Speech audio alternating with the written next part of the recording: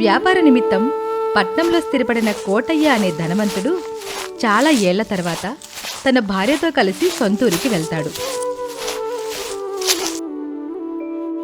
ఇదిగో జమున, నేను కాసేపు అలా ఊర్లోకి వెళ్ళొస్తాను.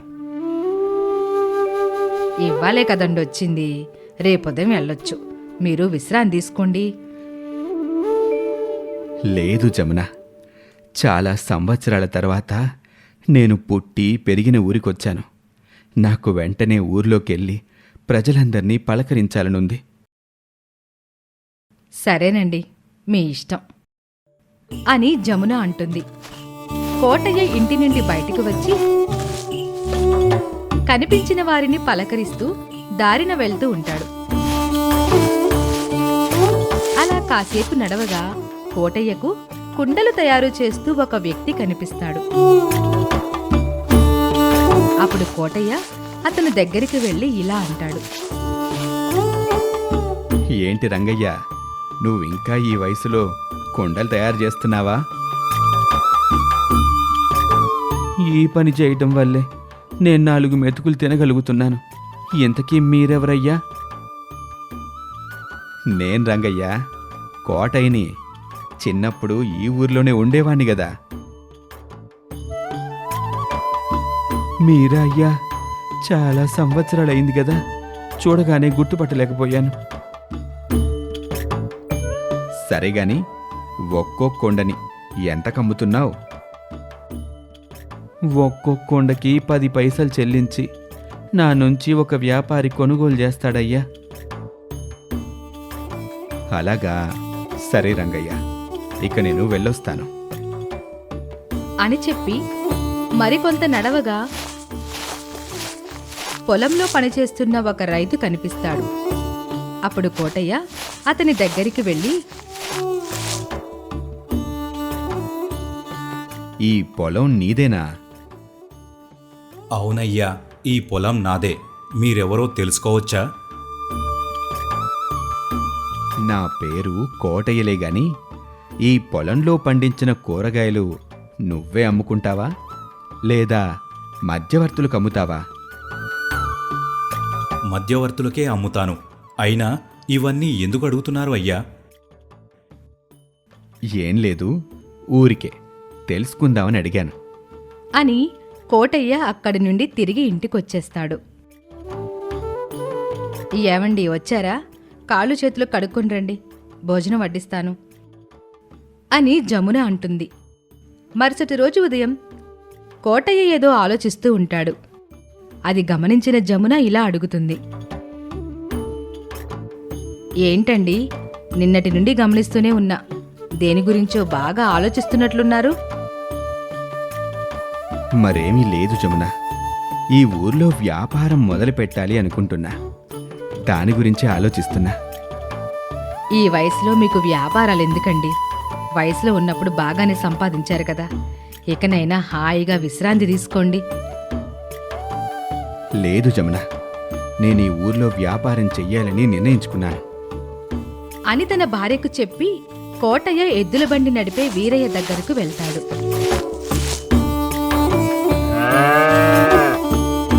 ఏంటయ్యా ఇలా వచ్చారు? మరేమీ లేదు వీరయ్య, కొన్ని వస్తువుల్ని నీ బండిలో వేసుకుని వాటిని పట్నం చేర్చాలి. అలాగేనయ్యా.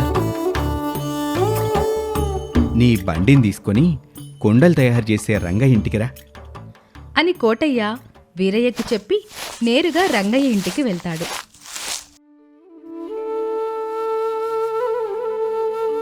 ఏంటయ్యా మళ్ళీ వచ్చారు? మరేమీ లేదు రంగయ్య, ఇవాల్టి నుండి నీ దగ్గర కుండలు నేనే కొంటాను. కావాలంటే ఒక్కో కుండకి 20 పైసలు ఇస్తాను అని కోటయ్య చెప్పగా రంగయ్య తనలో తాను ఇలా అనుకుంటాడు. ఒక్కో కుండకి 20 పైసలంటే నాకు రెట్టింపు ఆదాయం వస్తుంది అని మనసులో అనుకొని సంతోషపడి కోటయ్యతో ఇలా చెప్తాడు. అలాగేనయ్యా, ఇవాల్టి నుండి కొండల్ని మీకే అమ్ముతాను అని రంగయ్య చెప్పగా కోటయ్య వీరయ్యతో ఇలా అంటాడు. ఇక్కడున్న కుండల్ని బండిలో ఎక్కించి ఎన్ని కుండలున్నాయో చెప్పు, అని కోటయ్య చెప్పగా వీరయ్య కుండలని బండిలో ఎక్కించి కుండలను లెక్కించి 50 కుండలున్నాయి అని చెప్తాడు. మొత్తం 50 కుండలున్నాయంట రంగయ్య. ఇదిగో 10 రూపాయలు అని రంగయ్యకి డబ్బిచ్చి బండిలో కూర్చొని పట్నం బయలుదేరతాడు కోటయ్య. దారి మధ్యలో కొంతమంది రైతులు కనిపిస్తారు. ఏంటి అందరూ ఇక్కడున్నారు? ఏమీ లేదయ్యా, మా దగ్గర కాయగూరలు, ధాన్యంను కొనుగోలు చేసే వ్యాపారులు ఇంకా రాలేదు. అందుకని వారి కోసము ఎదురుచూస్తున్నాము. అలాగా, ఇక నుంచి మీ పంటనంతా నాకే అమ్మండి. నేను మీకు ఆ వ్యాపారిచ్చే డబ్బు కన్నా రెట్టింపిస్తాను. ఏమంటారు?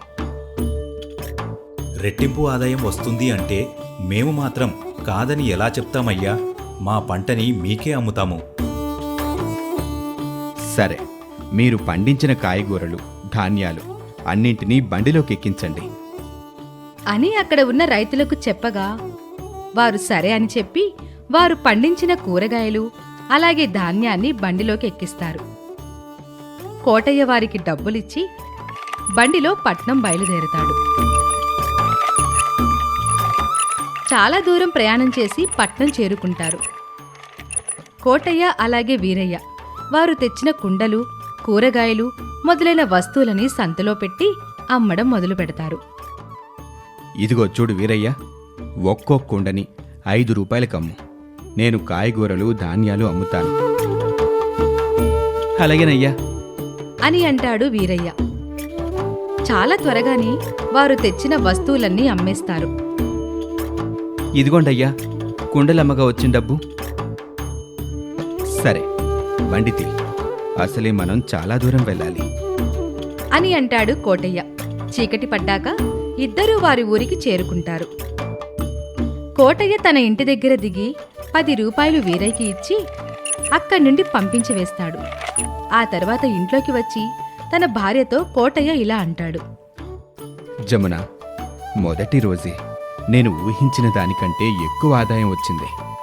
నేను పెట్టిన పెట్టుబడి 50 రూపాయల కంటే తక్కువే, కానీ వచ్చిన ఆదాయం 500 కంటే ఎక్కువ. ఈ వ్యాపారాలు ఏమొద్దంటే నా మాట వినరు. మీతో వేగలేకపోతున్నా. నాకు ముందు భోజనం వడ్డించు, అసలే చాలా ఆకలిగా ఉంది అని కోటయ్య అంటాడు. ప్రతివారం వీరయ్యని తోడు తీసుకొని రంగయ్య దగ్గర కుండలని అలాగే రైతుల దగ్గర కూరగాయలు, పండ్లు అలాగే ధాన్యాలని తీసుకొని పట్నంలో అమ్మి కోటయ్య బాగా డబ్బుని సంపాదిస్తాడు. ఇలా కొన్ని నెలలు గడుస్తుంది. ఒకరోజు వీరయ్య రంగయ్య దగ్గరకు వెళ్ళి ఇలా అంటాడు. రంగయ్య తాత, ఆ కోటయ్య నీ దగ్గర 20 పైసలకే కుండల్ని కొని వాటిని పట్నంలో 5 రూపాయలకు అమ్ముతున్నాడు. నువ్వు తయారు చేసే మట్టి కుండలకి పట్నంలో మంచి గిరాకీ ఉంది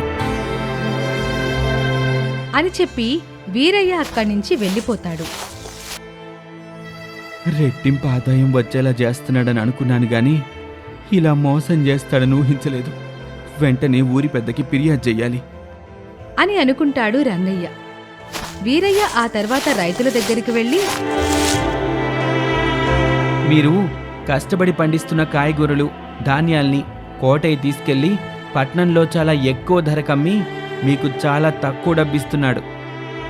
ఆ మాటలు విన్న రైతులు కోటయ్యపై ఫిర్యాదు చేయడానికి ఊరి పెద్ద దగ్గరికి వెళ్తారు. మీరందరూ కలిసి ఇక్కడికి రావడానికి గల కారణమేమిటి? అయ్యా, మన ఊరి కోటయ్య నా దగ్గర కుండల్ని కేవలం 20 పైసలకు కొని వాటిని పట్నంలో 5 రూపాయలకు అమ్ముతున్నాడు. అవునయ్యా, మా దగ్గర కూడా కాయగూరలు, ధాన్యాలు తీసుకుని ఎక్కువ ధరలకు అమ్మి మాకు చాలా తక్కువ డబ్బుని ఇస్తున్నాడు. మీరు పండించిన పంటను గాని, మీరు తయారు చేసిన వస్తువులు గాని మీ నుండి కోటయ్య బలవంతం చేసి కొన్నాడా, లేదా మీరు ఇష్టపూర్వకంగానే కోటయ్యకు విక్రయించారా? అంటే అది అయ్యా, ఇష్టపూర్వకంగానే విక్రయించాము.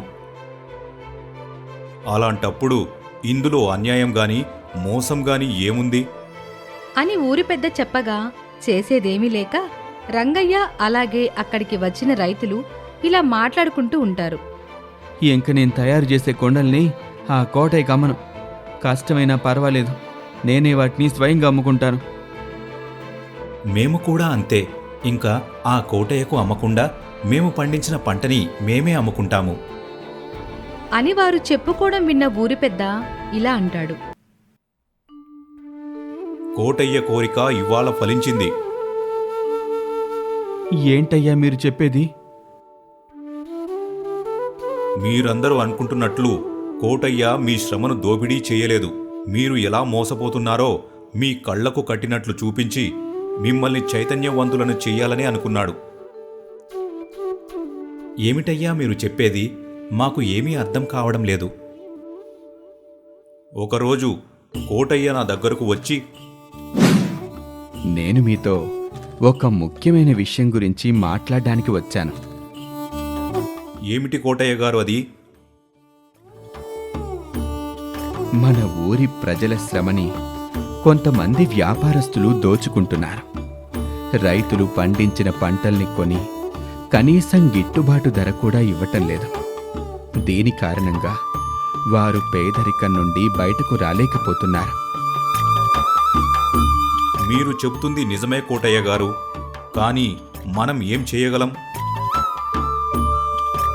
ఈ ఊరి ప్రజలకి వారు ఎంత నష్టపోతున్నారో తెలిస్తే పంటని కాని వారు తయారు చేస్తున్న వస్తువుల్ని కాని మధ్యవర్తులకి అమ్మరు. వారే స్వయంగా వారికి నచ్చిన ధరకు అమ్ముకొని ఆర్థికంగా బలపడతారు. చాలా మంచి ఆలోచన కోటయ్య గారు. ఇప్పుడు నన్ను ఏమి చేయమంటారో చెప్పండి.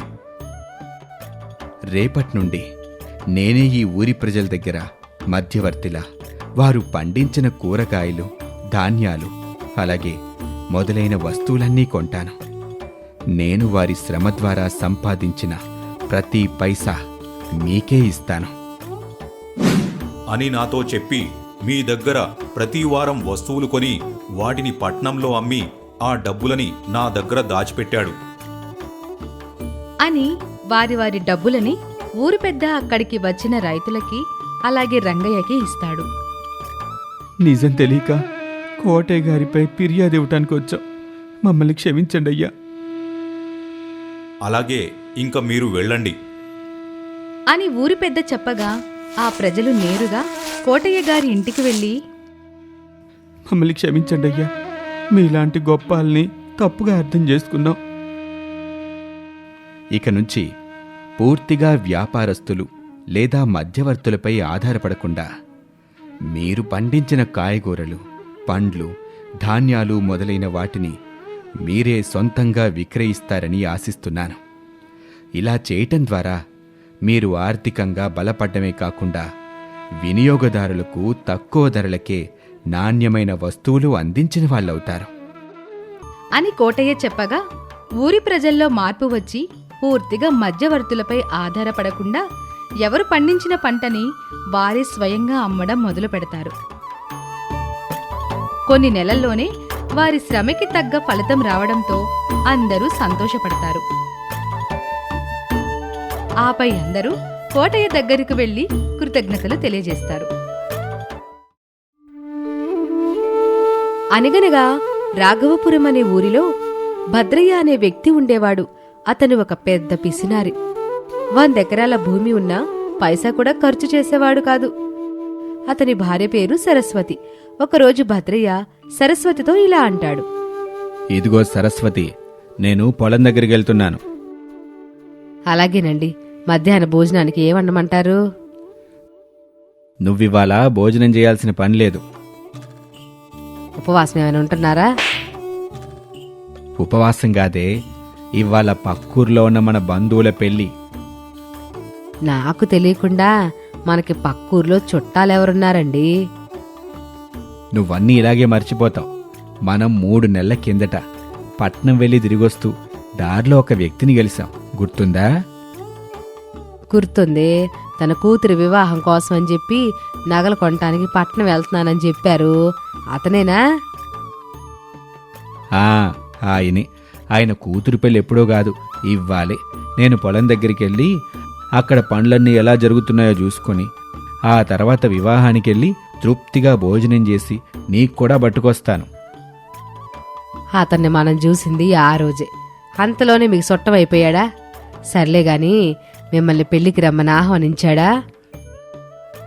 పెళ్లి పనుల్లో పడి మర్చిపోయి ఉంటాడు. నేను వెళ్ళి గుర్తు చేస్తానులే. అలా పిలవని పెళ్లికి వెళ్ళడం మంచిది కాదండి. ఈ ఊరి వారంతా మిమ్మల్ని పిసినారోడని పైసా ఖర్చు చేయడని ఎగతాళి చేస్తున్నారు. ఆ పెళ్లికెళ్తే ఆ ఊరోళ్ళు కూడా మిమ్మల్ని హేళన చేస్తారు అలా ఏం కాదులే, నేను వెళ్ళొస్తాను అని భద్రయ్య సరస్వతికి చెప్పి తన పొలం దగ్గరకు వెళ్తాడు. ఏమిట్రా వీరయ్య, ఈరోజు పనిలోకి నువ్వు ఒక్కడివే వచ్చావు, మిగతా వారంతా ఎక్కడా? వారు ఇకపై మీ దగ్గర పనిచేయడానికి రారంటయ్యా. ఏమైంది, ఎందుకని రారంట? మీరు సమయానికి డబ్బులు ఇవ్వటం లేదు, పైగా మిగతా వాళ్ళు ఇచ్చే డబ్బు కంటే చాలా తక్కువ ఇస్తున్నారు, అందుకని మీ దగ్గర పనిచేయడానికి ఎవరూ రావటం లేదు. ఆ మాట విన్న భద్రయ్య కాస్త కోపంగా ఇలా అంటాడు. అలాగా, అయితే ఇవాళ ఎవరి దగ్గర పనిచేయడానికి వెళ్ళారు? మా నూరి సోమయ్య మీరిచ్చే డబ్బుకి రెట్టింపేస్తున్నాడని అతని దగ్గరికి వెళ్ళారయ్యా. మరి నువ్వు మాత్రం ఎందుకు వెళ్ళలేదు? మీరు నాకు ఇంకా పోయిన వారం కూలి డబ్బులు ఇవ్వలేదయ్యా, అది ఇట్టే తీసుకొని వెళ్దామని మీకోసమే ఎదురు చూస్తున్నాను. అది విన్న భద్రయ్యకి మరింత కోపం వచ్చి వీరయ్య డబ్బులు వీరయ్యకిచ్చి కోపంగా తిరిగి ఇంటికొచ్చేస్తాడు. కోపంగా ఉన్న తన భర్తని చూసిన సరస్వతి ఇలా అడుగుతుంది. ఏవైందండి, అప్పుడే వచ్చేశారు, పెళ్లికి వెళ్ళలేదా? పెళ్లి లేదు, గిల్లి లేదు. ఏవైందండి, ఎవరైనా ఏమైనా అన్నారా? పొలం దగ్గరికి వెళ్తే కేవలం ఆ వీరయ్యగాడు మాత్రమే కనిపించాడు. మిగతా వాళ్ళు ఎక్కడ్రా అని అడిగితే సోమయ్య మనకన్నా రెట్టింపు డబ్బు ఇస్తున్నాడని మన పొలం పనులు వదిలేసి అతడి దగ్గర పనిచేయడానికి వెళ్ళారంట.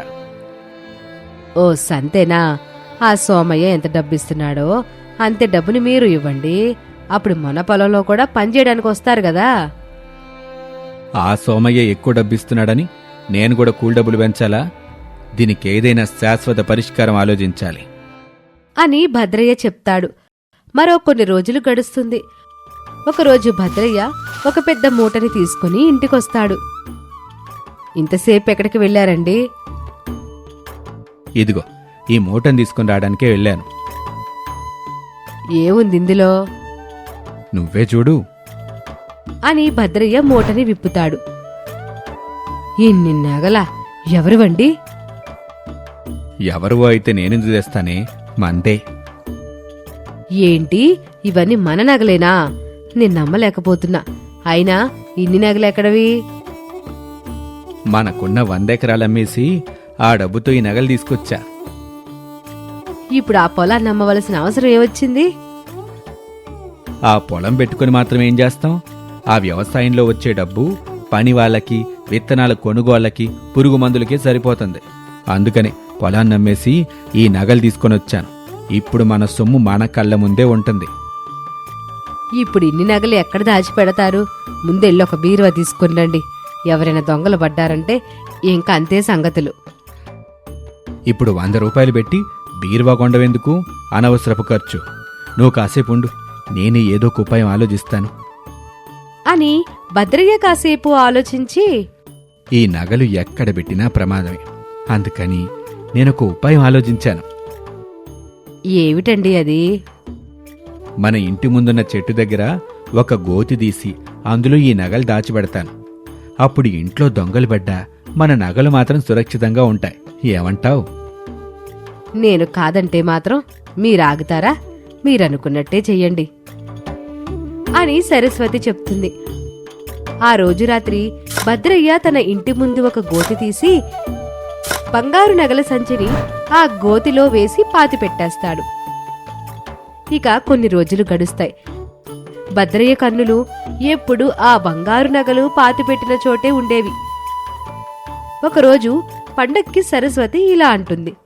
ఏవండి, మన దగ్గర అన్ని నగలున్నాయి కదా, ఒక 2 నగలు ఇస్తే ఈ ఒక్కరోజు వేసుకుని మళ్ళీ తిరిగిచ్చేస్తాను.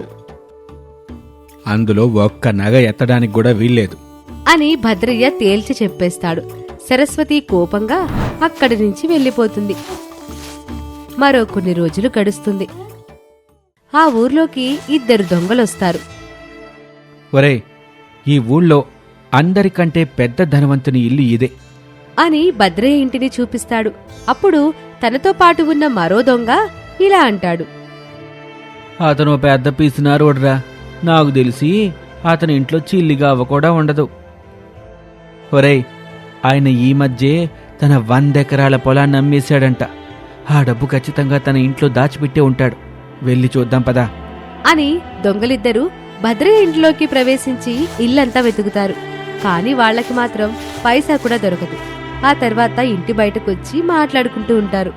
నేను ముందే చెప్పాను కదా, వాడింట్లో ఏమీ ఉండదని. అనవసరంగా ఇంట్లోకెళ్ళి మన సమయం వృధా చేసుకున్నాం.